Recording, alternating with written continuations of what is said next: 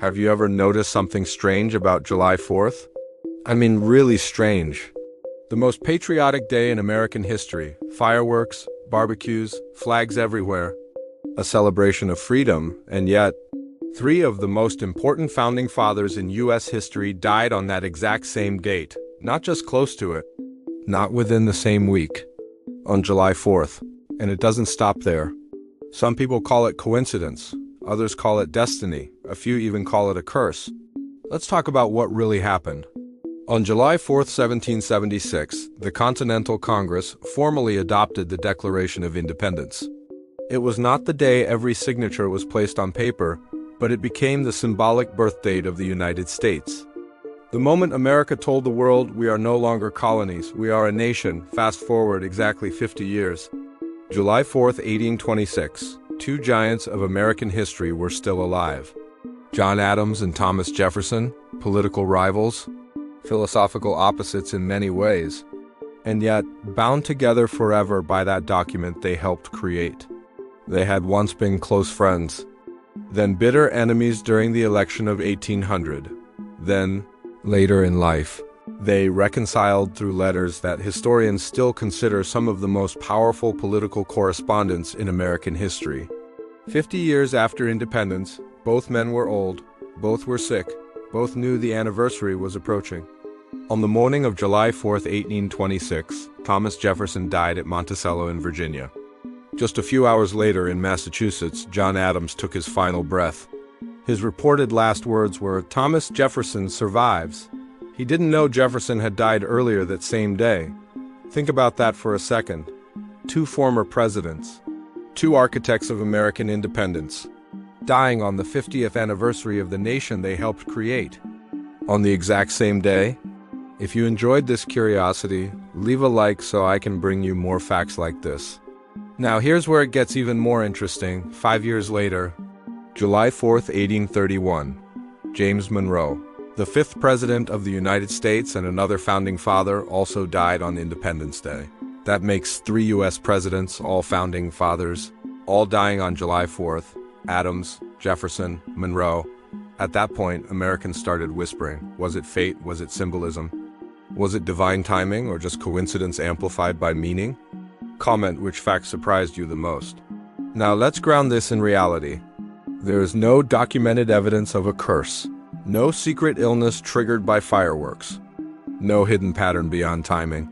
What historians point out is this. These men were part of the same generation. They were already elderly by the 1820s and 1830s. Medical care at the time was limited.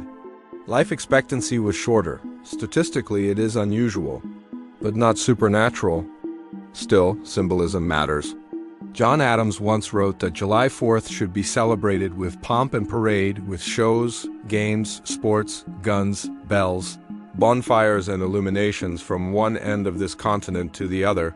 He predicted fireworks before fireworks were even tradition. And somehow, he died on that very celebration day. There's another twist most people forget.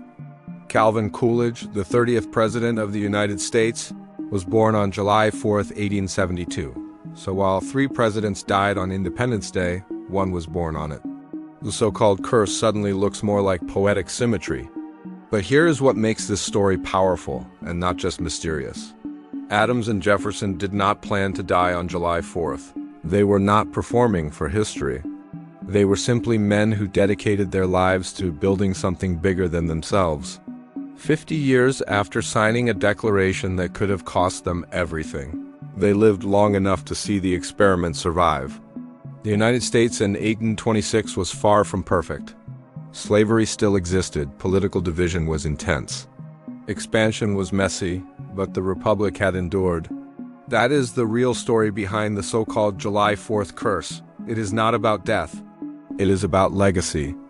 These men tied their identities so deeply to the idea of America that even their deaths feel woven into the national narrative. And maybe that is why this story still gives people chills, because it forces us to think about something bigger. What does it mean to leave a legacy? What does it mean to build something that outlives you? The founding fathers were flawed. Historians openly debate their contradictions and shortcomings. but they believed they were participating in something historic, and they were willing to risk their lives for it. When Adams and Jefferson died on the 50th anniversary, newspapers across the country called it a sign of divine providence.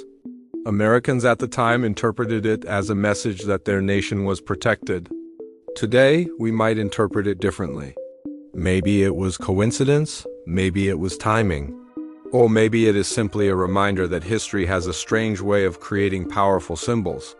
If you want to see more videos like this, make sure to subscribe so you don't miss the next one.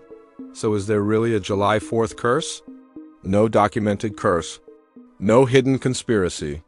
Just an extraordinary alignment of dates involving men who shaped the foundation of the United States. And maybe that is even more powerful. Here's the takeaway. History becomes meaningful when we connect patterns to purpose. The deaths of Adams, Jefferson, and Monroe on Independence Day are not proof of fate. They are proof that ideas can outlive the people who create them. Nations are built by imperfect individuals, but the ideals they fight for can echo for centuries. Next time you see fireworks on July 4th, remember this. Freedom is not just a celebration of the past. It is a reminder that what we build today might still matter 50 years from now, and that might be the most powerful legacy of all.